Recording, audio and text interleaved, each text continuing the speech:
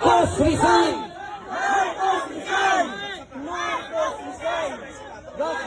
Panahon na nga natin padayag ng atong gibati mga higala. Palayo sa!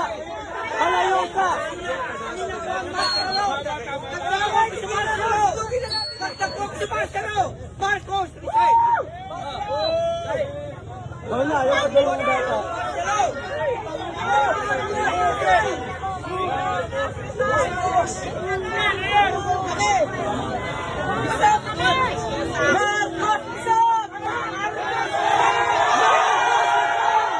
May panahon na para makabahas ka, Tatay Digong.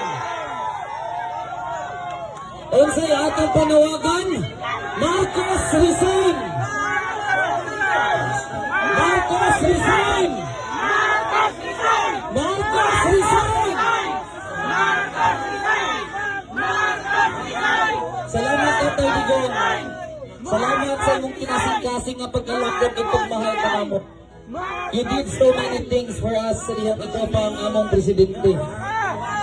Thank you for making us safe while you were our president, Tatay Digong. For making Philippines beautiful while you were here. While you were there. For changing